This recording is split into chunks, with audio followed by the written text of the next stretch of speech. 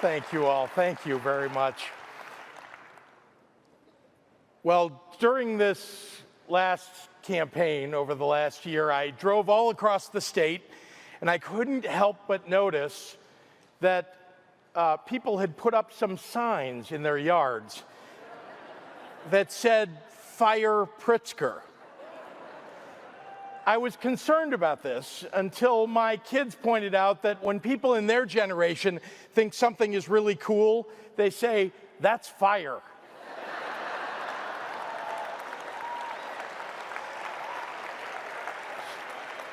So I want to take this moment to thank everyone who put up those very encouraging signs.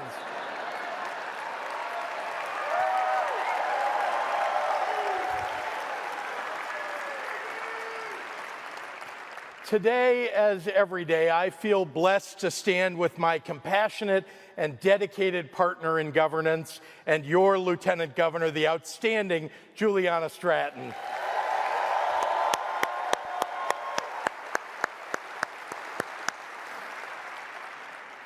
Officially retiring today is one of Illinois' finest leaders ever. His legacy stands as an example to everyone who aspires to serve the public interest. On behalf of the people of Illinois, please join me in giving thanks to our inimitable Secretary of State, Jesse White.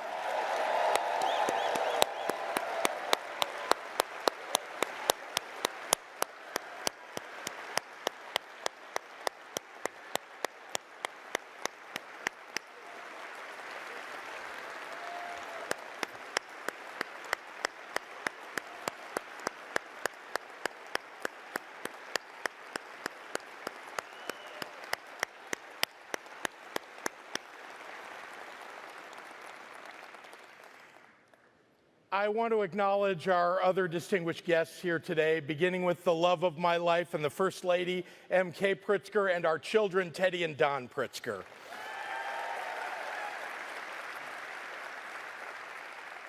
Chief Justice Mary Jane Tice, House Speaker Emanuel Chris Welch, Senate President Don Harmon, Leader Tony McCombie, Leader John Curran, Attorney General Kwame Raoul, Secretary of State-elect Alexi Giannoulias, Comptroller Susana Mendoza, Treasurer Mike Frericks,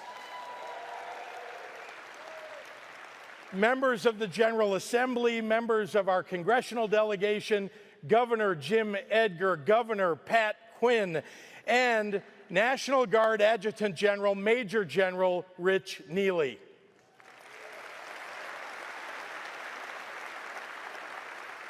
To all of you, on behalf of the people of Illinois, thank you for your service and your sacrifice.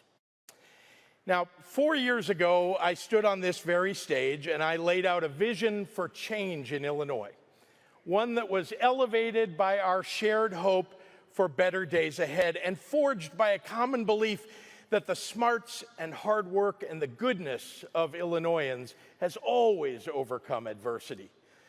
Our hope was buttressed by the past resilience of our people who have survived wars and a Great Depression, 2 global pandemics, devastating tornadoes, fires, and floods, yet who have made this the birthplace of national movements for justice, advancements, world-renowned advancements in innovation, and cultural achievements second to none.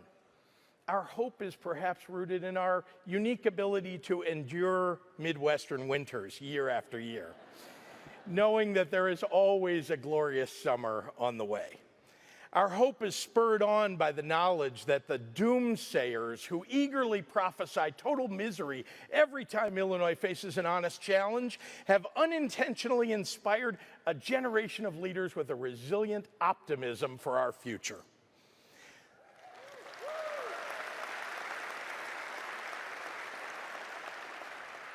The hope we share, the hope I expressed at my first inauguration, was born of a truth lodged firmly in my heart, that Illinois has always stood at the intersection of American ambition and human resilience.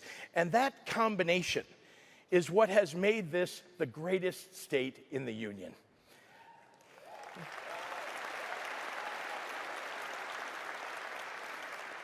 So 4 years ago, with hope in our hearts and persistence in our souls, we went to work, and we got big things done.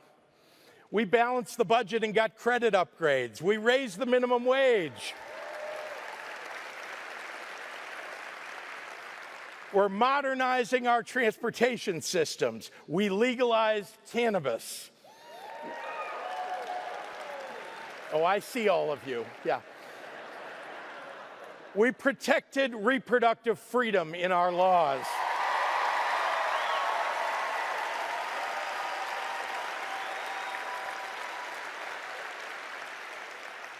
We took nation-leading climate action that's growing our energy production. We instituted nursing home reforms to increase staffing and safety. We saved taxpayers' money by consolidating pension systems and provided real middle-class tax relief to help families overcome inflation.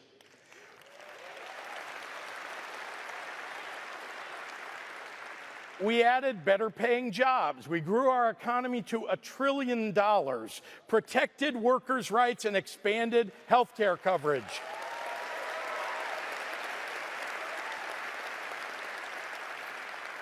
Amid a rise in intolerance and fascism throughout the United States, with increasing attacks on our most vulnerable populations, Illinois has decisively moved to protect civil rights, human rights, and voting rights by enshrining them directly in state statute.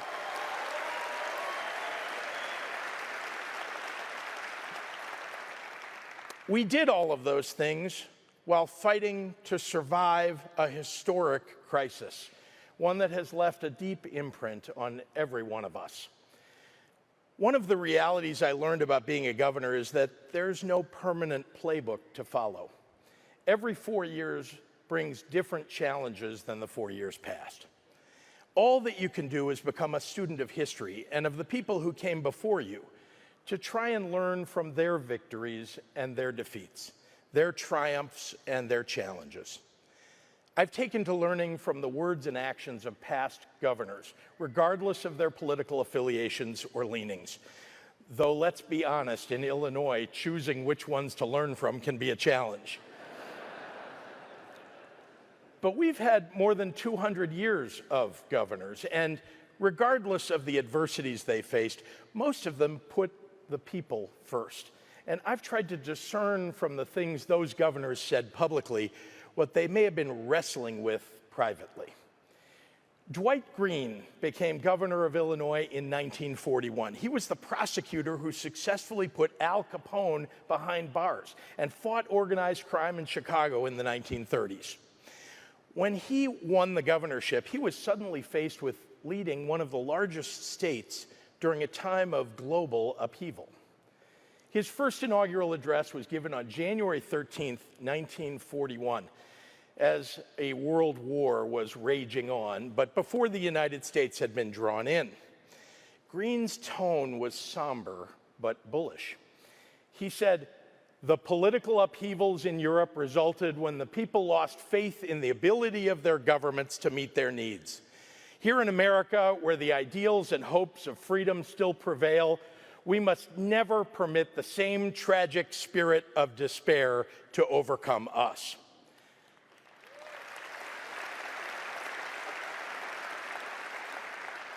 Now, by the time Governor Green gave his second inaugural speech on January 8, 1945, the world weariness he must have felt seems to peek through as he talks about the waning days of the war. Throughout the decades, Illinois has written many illustrious pages into the history of our country.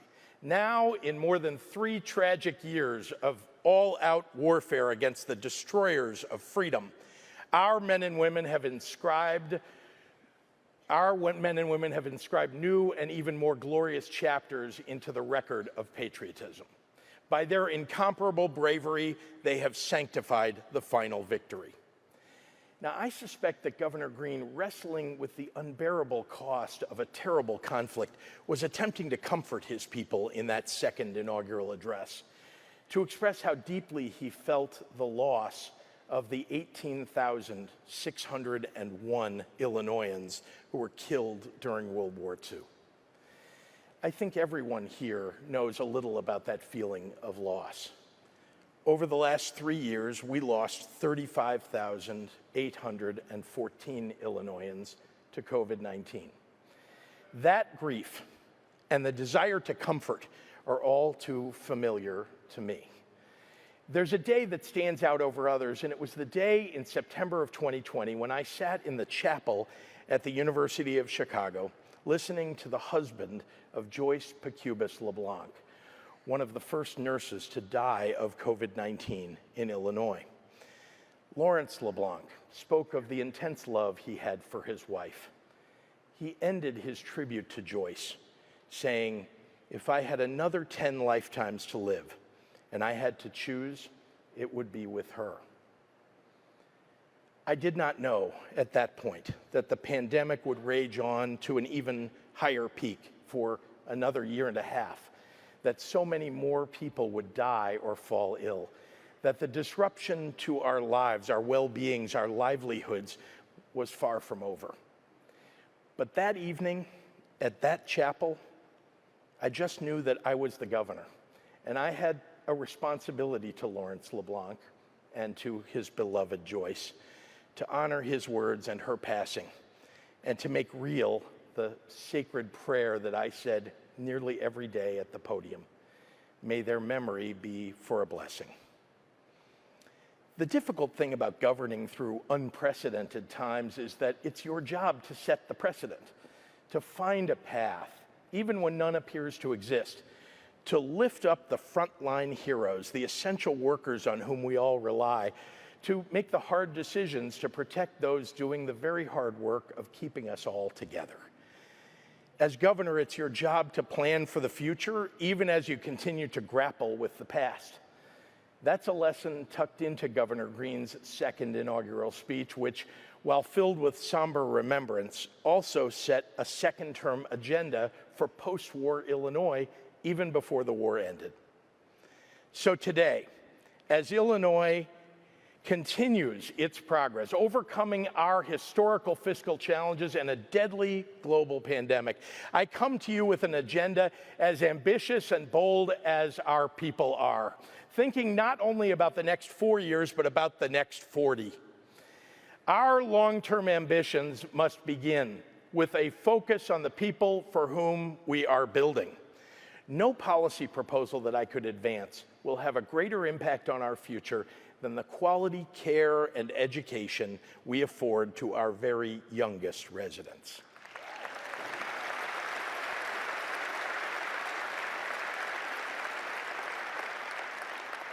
For more than 20 years before I became governor, I worked with national leaders and experts in early childhood development to make it a national policy priority. It's time for Illinois to lead.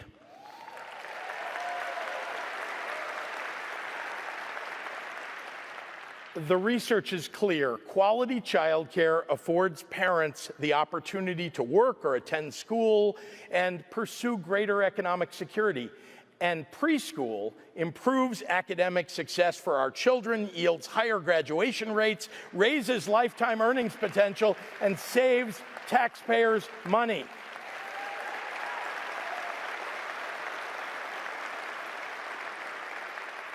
That's why I propose we go all in for our children and make preschool available to every family throughout the state.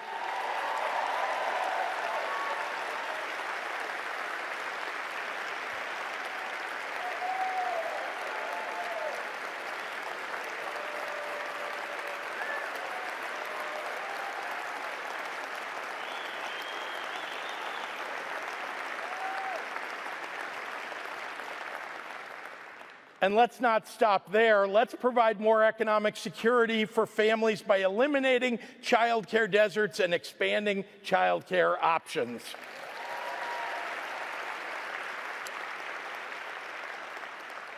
It's also our obligation to make college more affordable by removing financial barriers.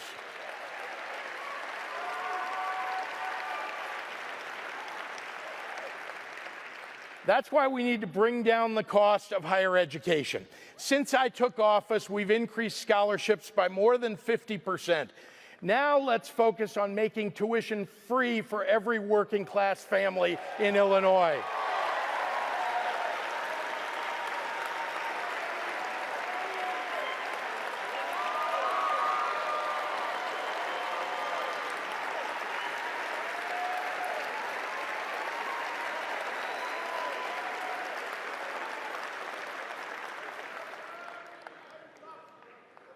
Of course, none of this matters if you can't afford a life-saving prescription or procedure. We already capped the cost of insulin, but we ought to continue making health care coverage more affordable and more widespread. Health care is a right, not a privilege.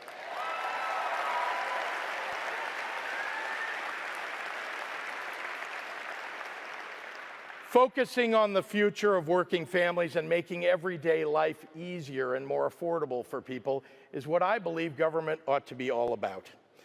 We've done a lot on this in recent years. Balancing the budget, paying off debt, and eliminating interest on overdue bills has made it possible for us to provide tax relief. Let's work toward more permanent tax relief.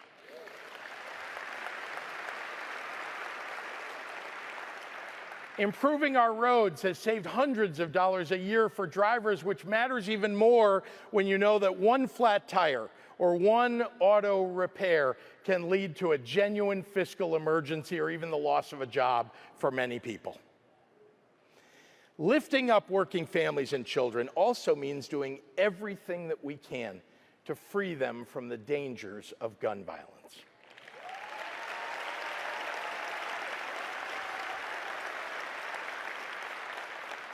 4 years ago, during my inaugural speech, I memorialized the victims of the Mercy Hospital shooting. A few weeks after I took office in 2019, I stood with the people of Aurora after the Henry Pratt Company workplace shooting. And as we gather today, we acknowledge the victims of the Benito Juarez High School shooting just this past month. I'm tired of living in a world where a mass shooting needs a title so that you know which one we're referring to.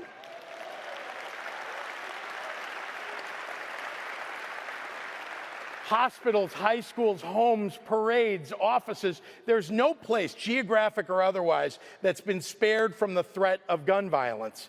Whether it's ghost guns, high-powered semi-automatic rifles, or modified rapid-fire handguns, dangerous weapons are putting families and law enforcement at risk.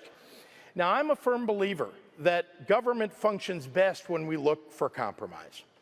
But I'm done with the NRA having its way when it comes to mass shootings.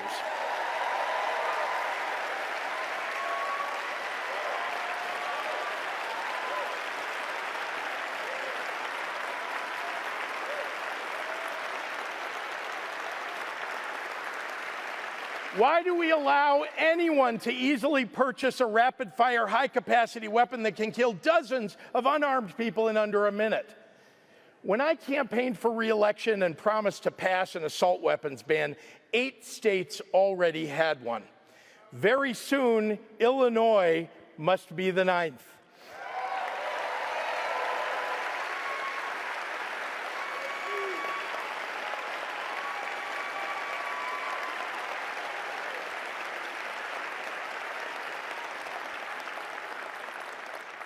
And we ought to have a real accounting of the assault weapons currently in circulation. Let's get it done, and then the federal government should follow our lead. One thing last year proved is that if given the chance, a bunch of right-wing judges and legislators will take away women's rights. Well, Illinois spoke loudly and decisively in 2022 and declared that in the land of Lincoln, we trust women.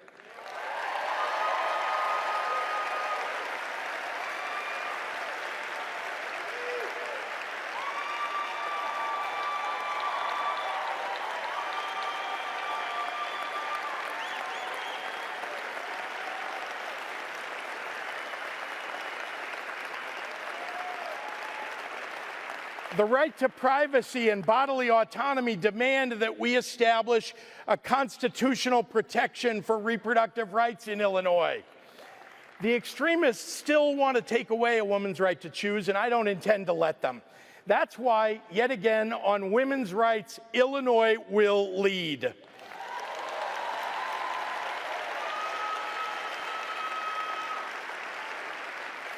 Finally, our success as a state goes hand in hand with a determination to fight against a rising tide of hate. Old evils will always find new haters to bring them back to life. Yesterday's Father Coughlin becomes today's Tucker Carlson. Racism, anti-Semitism, xenophobia, misogyny, homophobia have existed in some form or another throughout our entire history. For some, the ugly voices that sing those discordant notes sound like siren calls. Their message is amplified by elected officials or political grifters who look to harness the tremendous power of hate for their own ambition. They pledge allegiance to our nation with one hand and then usher in the means of its destruction with the other. Years before I ever thought about running for governor, I was approached by a man named Sam Harris about the possibility of helping to build a Holocaust museum in Illinois. Sam sat down at my conference table and conspicuously propped his watch up on its wristband, and he said, "I just need 3 minutes of your time." What I didn't know is that Sam had been a highly successful insurance executive earlier in his life, and this is how he would start every meeting. Those 3 minutes turned into 10 years of my life working to build the Illinois Holocaust Museum and Education Center.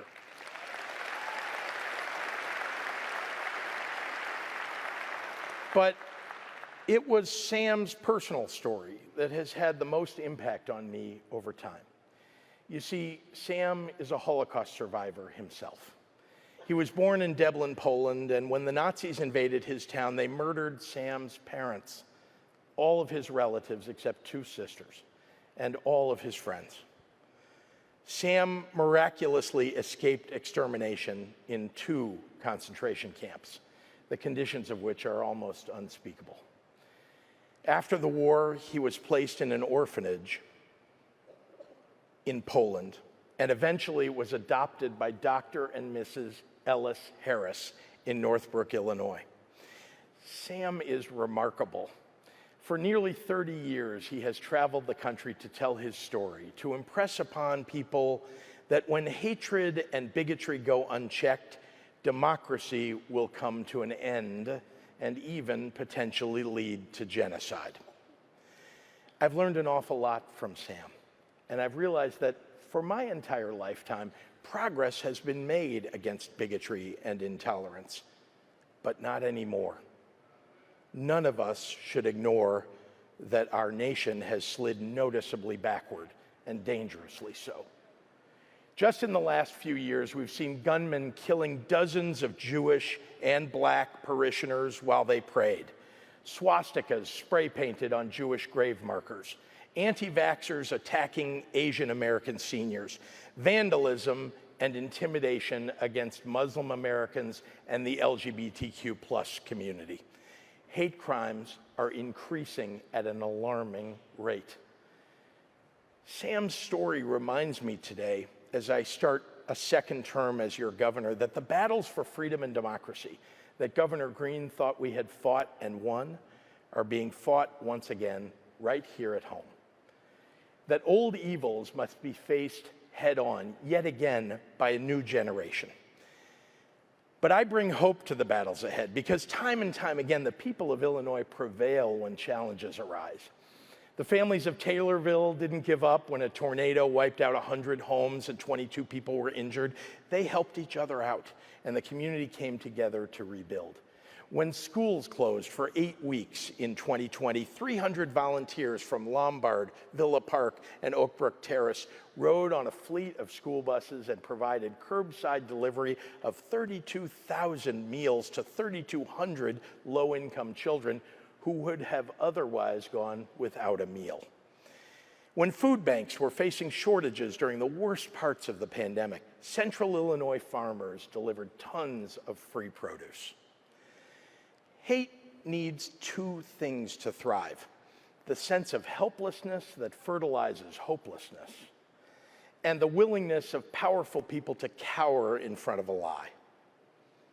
Illinois, we have power and we have hope, and a genuine goodness that is rooted in being the place in this country to which all people can come and live free.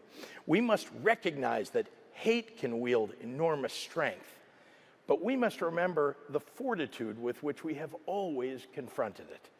Our history gives me hope and confidence that we will never falter.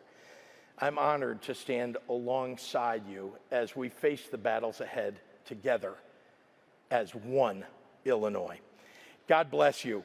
God bless the great state of Illinois, and God bless the United States of America.